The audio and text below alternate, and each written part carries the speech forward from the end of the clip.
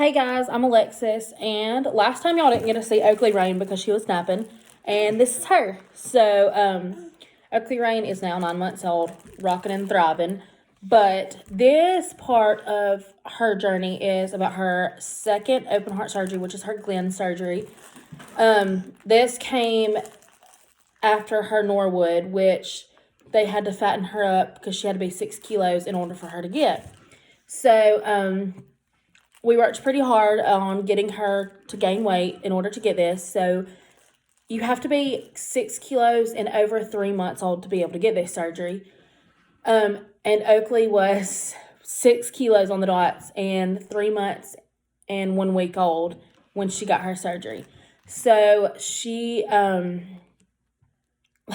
before she got her surgery too, she got rhino and enterovirus, and it took a toll on her. She was so sick, bless her heart. But she ended up getting over it and getting her Glenn. And it was not necessarily as hard as the Norwood, but it was still hard surgery for her, just because her body had taken so much from her Norwood and life support and stuff. So she got it, and it's okay. And then she had some setbacks. Then at one point, she was doing so well that they were like, y'all can go home. Like, y'all are going to move down to the move up to the step down unit. And then y'all are going to be able to go, home. Not home, but, Birmingham to my apartment. And just spend time with her, And I remember before we left that day, we met with one of the cardiologists, and he said, I hope we don't see y'all soon, but spend as much time as y'all can before y'all have to come back for the Fontan, which is the third surgery that she never ended up getting.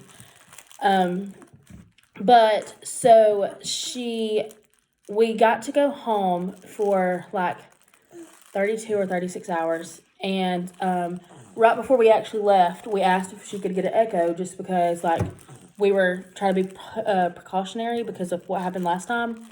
And they were like, oh no, she's great, she's healthy, she looks fine.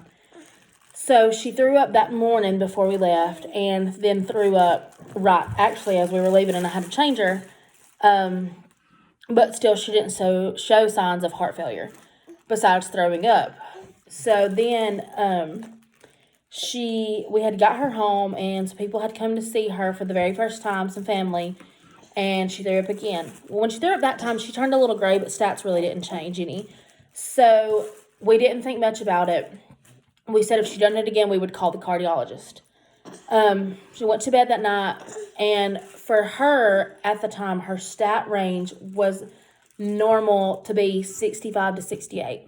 And she stayed that low 24/7 without oxygen on. And so that was a normal range for her. So all night long, all she stated was 68. And then the next morning we get up, and I'm like, oh, we should take her to the park. Let's take her to do something. She hasn't ever got to really see the outside or do anything. So we take her to the park, and we get her in the car, and she throws up everywhere. And we're like, that's a lot of throw up. Actually, before we took her to the park, she threw up. And so we thought maybe it's because I was pushing her in her stroller. That's why she threw up, motion sickness. Then she threw up again on our way home from the park, and we were like, motion sickness. That's what it has to be.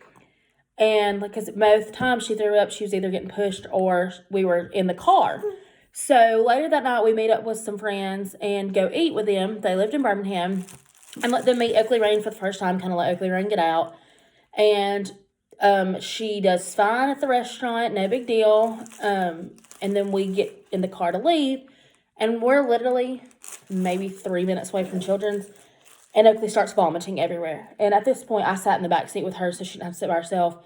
And I remember screaming at her dad because I jerked her out of her car seat because she was choking, and I ripped her NG tube out. Thankfully, this ended up being a blessing because I was stressing out. So I told him, and we ran. He got us to the ER, and me and her ran inside. And I remember yelling at the lady. I'm like, she's thrown up. She's just had her Glenn. She's not okay. She's gray. Her stats aren't okay. And so they obviously immediately get us back, and we get admitted back to the CVICU. And while we're there, they come to find out the next day they would do an echo, and she's in heart failure. And it's because her gland's not, it just failed her completely. And I remember the option I asked, was an option to take the gland down a thing, which we had already been listed transplant. So we were still listed at this point, but I asked of redoing taking the gland down and letting her just keep the Norwood. But unfortunately for her, that wasn't the case.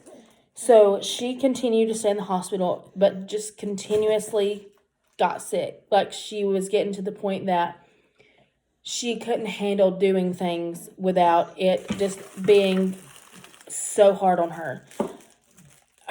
She couldn't stay off oxygen. I remember them one night, she was so, her stats were dropping into the 40s that they brought in what looked like a huge army tank, this big old, 1920s tank is what it looked like. And it was, gosh, I wish I remember the name of it, but it was a type of helium, so to help her breathe. And, she was on the highest amount of oxygen you could be on. She was on everything that they could offer, they were giving to her, and it was not enough for her.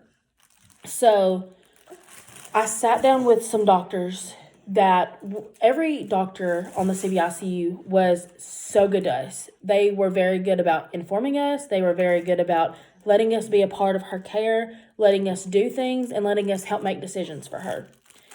And that is what helped me get through, is the doctors and the nurses that we had there, 1,000%.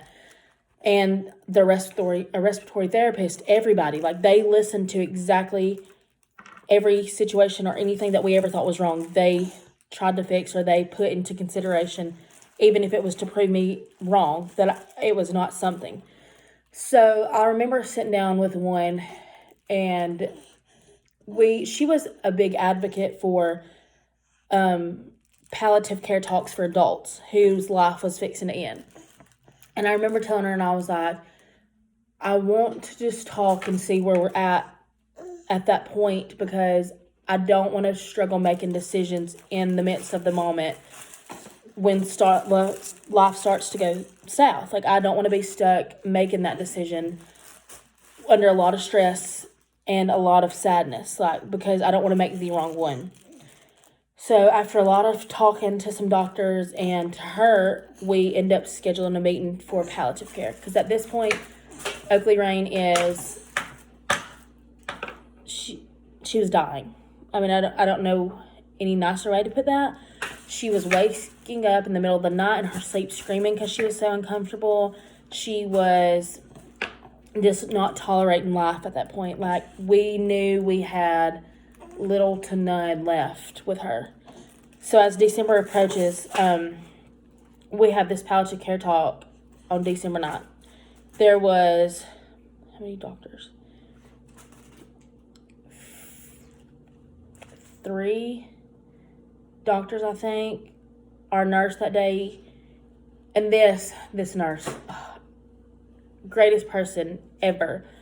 This woman sat beside me after she just had a newborn baby, a healthy newborn baby, sat beside me in an end-of-life care talk for my kid and held my hand the whole time as I was putting in place end-of-life decisions for my daughter.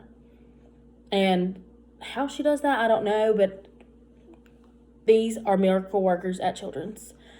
So we had the transplant team, the palliative care team, nurse practitioners, and doctors in the room with us. And I remember there was this doctor, and he was our doctor during the week. He was our red doctor.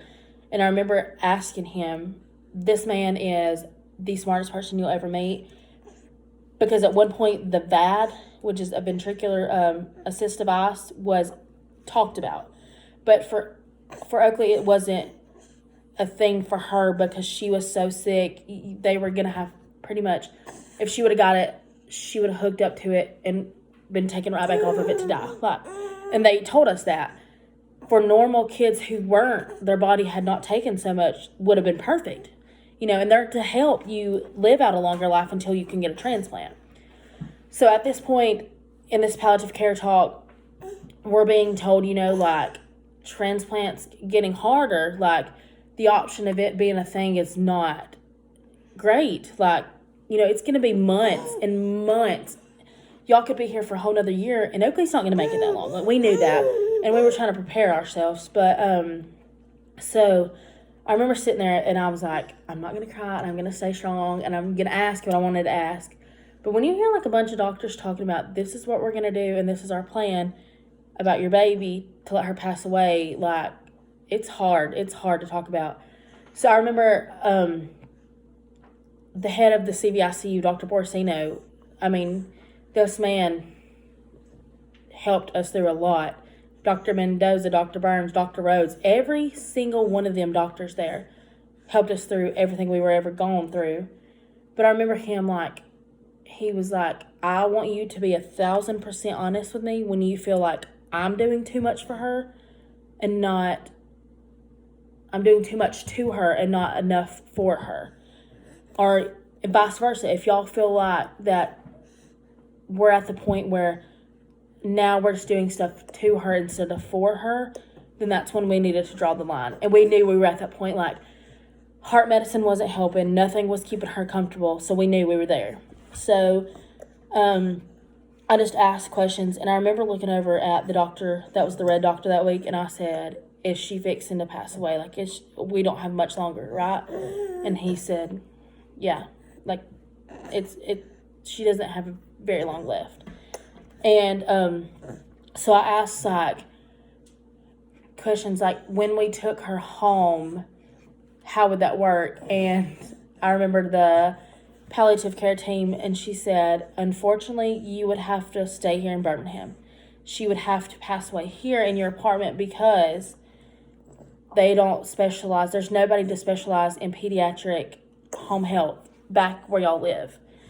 And so, like, we wasn't even going to get to come home. Like, Oakley wasn't going to be able to see any of this.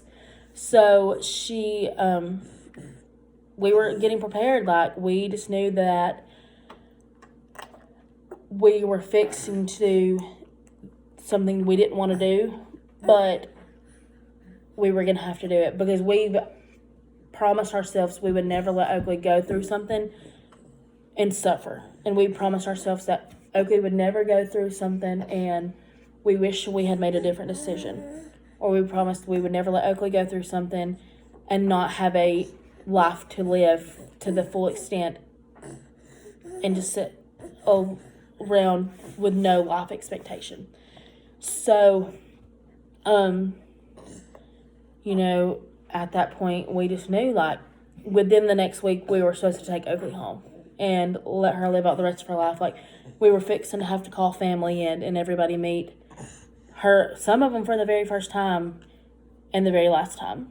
So, that's kind of where we were at. So, we had the palliative care on December 9th of 2020. And then something crazy happens right after that I'm not going to tell yet because I want that to be a whole different story. But I'm excited to tell the next part of this. But just know that it's not always hard, and sometimes you go through the seasons, and it'll get better. It'll get better, and hug your babies, like I always say, give them lovin's. Mine's sleepy right now, but just, when you're doing your prayers at nighttime, always pray for the little kids up there who don't have families or don't have parents who are around often that can advocate for them. Because the one thing I was most excited about is I got to advocate for Oakley every step of the way. From making decisions. I remember what made everything easier for me is they do rounds in the mornings and at night. And the doctors will be like, do you want to try this or this?